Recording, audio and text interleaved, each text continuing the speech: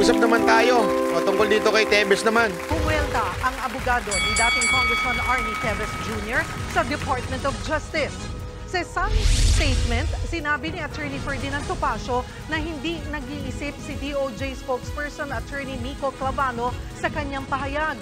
Kasunod ito nang sinabi ni Clavano na hindi kikilalanin ng Pilipinas ang paghingi ng kampo ni Tevez ng tulong sa United Nations Human Rights Council.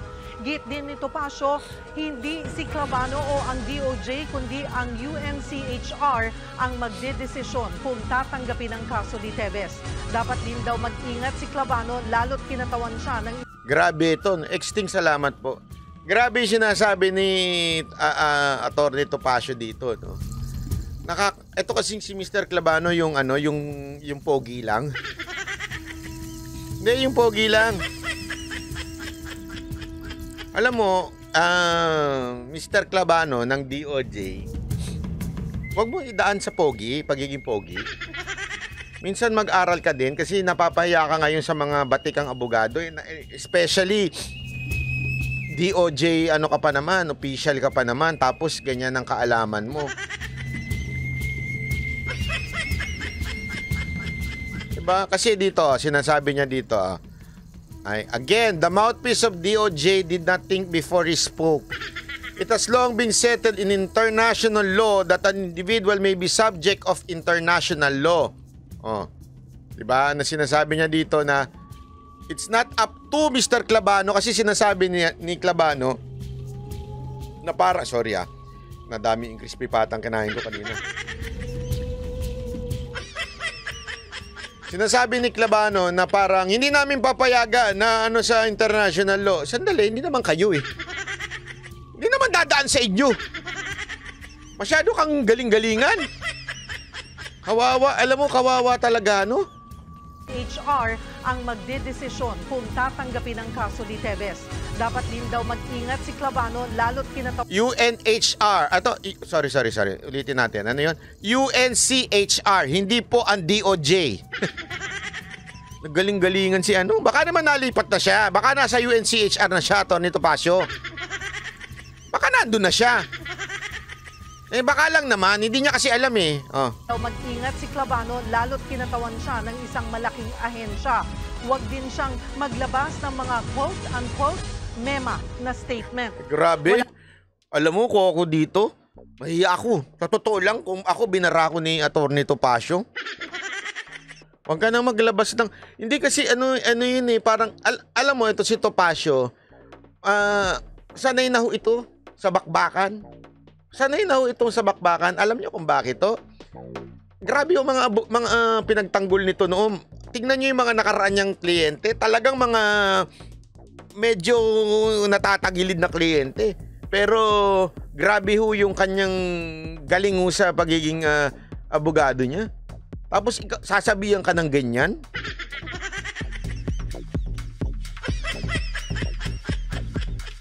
Kung ako niyan, iiyak na lang ako. Iiyak mo na. Kaya nga, Mr. Clavano. Si Mr. Clavano, ha? Napang sagot dyan si spokesperson Clavano. Ayaw mo, Mr. Clavano kasi. Alam mo, ako talaga swerte ko kung ba't ganito itsura ko eh. Swerte ko talaga. Tandan-tanda pa nung marang-mat ko. I mean, tandan-tanda ka ba? Tandan-tanda pa. Hindi kasi nung bata talaga ako. Tandan-tanda ko pa yan. Inapi ako nung yung seatmate ko nung elementary ako hanggang high school. Sabi niya, alam mo, pangit-pangit mong itim-itim mo, laki ng ilong mo. Pangu ka pa. Ang tawag niya sa akin, nog-nog. Nog-nog. Kasi yung katabi kong yun, heartthrob yun. Lahat naging jowa nun. Lahat ng mga heartthrob sa kabilang kanto ng eskwelahan namin, pogi, talaga siya. Talaga, ganun yung mga baba. Pero ngayon, mas pogi na ako sa kanya. Mukha na siyang matanda ngayon. Alam mo ha, hindi, talaga, ngayon mukha na siya matanda eh. Pero dati kasi yung pogi-pogi nun, heartthrob talaga, tas ang yaman-yaman pa. Lagi niya ako inaapi nun, sabi niya, pangit mo, ang itim-itim mo, nog-nog. So, ano naman, Pumasok sa kukote ko yun. Ay, nognog ako. Ay, pangit ako. Ay, nognog. Ay, pangit. Tuwing yung barkada ko, hindi, totoo, kwentuhan lang to ha. Anyway, mahaba. Gusto nyo naman magtagal, di ba? Magkwentuhan na tayo. Eto nung ano ko, yung barkada ko noon, lahat sila pogi. Lahat sila talaga pogi. Ako lang yung pangit. Binarkada nila ako kasi tarantado ko, siga ako sa eskwelahan. So sabi nila, alika, barkada ka namin para hindi kami galawin ng mga siga. Ako naman, siga ako. Siga-sigaan talaga ako noon Nananampal ako noon. Pagka hindi ko kursunada, sinasampal ko talaga High school ako nito ha. Talagang kinaibigan nila ako. Pero tuwing lalabas kami, kunwari mambababae kami, pinagtatawanan nila ako.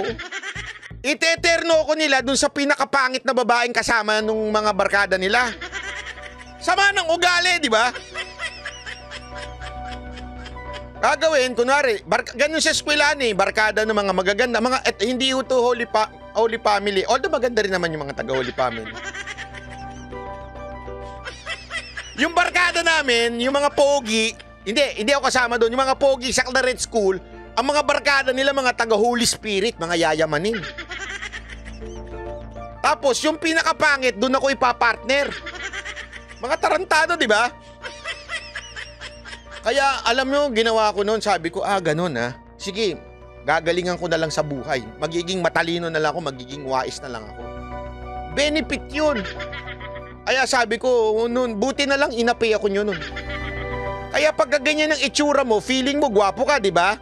Minsan kinakalimutan mo na mag-aral. Nagdedepende ka na sa pagmumukha mo. Anyway, gwapo naman ako. Di ba? Anyway, gwapo naman ako. Hindi na ako mag-aaral kahit ano na lang sasabihin ko. Di ba, sabi nga ni Atty. Topacio, magmemema na lang ako. Anyway, pogi naman ako Di ba? Alam mo, ako sa'yo, attorney spokesperson Tabano, siguro mag-apply kang estudyante ni Topacio para mas maintindihan mo talaga yung batas.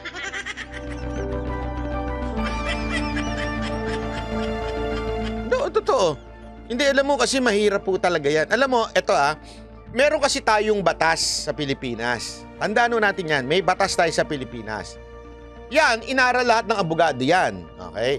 Pero merong international law medyo yung mga international law, maraming mga expert. Kaya nga alam nyo, kahit papaano, diba, alam naman natin, yung mga katulad ni Roque, minsan yung salita nila medyo naaalangan. Pero kailangan natin matuto sa kanila. Bakit to?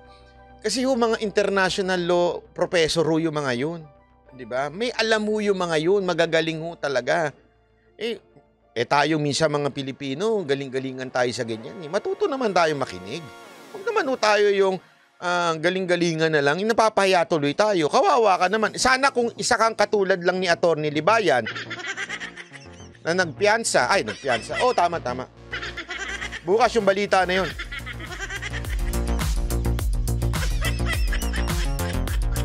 Mas gwapo pa ako dyan Oo nga, mas gwapo ka nga. Kulang ka lang sa baligo, Jay.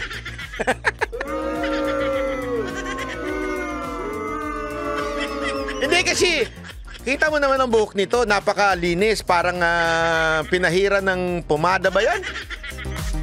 Di ba?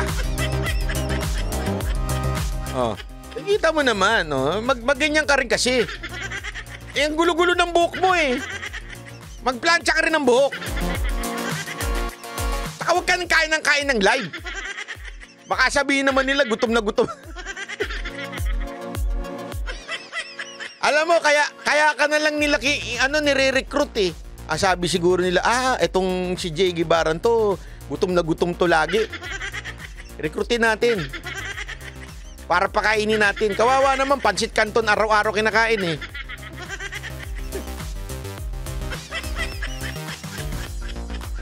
Grabe ka naman ba? Pati si Jay, binabanatan mo. Hindi, gumaganti lang ako, binanatan ako niyan dati. De, joke lang, Jay. Cute ka naman, boss, at mataba pa utak mo, mana ka sa tatay mo. Uy, JG, Virginia. Pero nauna na niyang iginiit na mananagot si Teves sa mga isinampang kaso sa kanya na aresto noong nakaraang linggo si Teves sa Timor-Leste. Mga Ay nako, ayan na. O, yun ang update ha. Update po sa issue na yan, okay? Eto naman. Panoorin natin itong mga kaganapang, ibang mga kaganapan ha. Eto.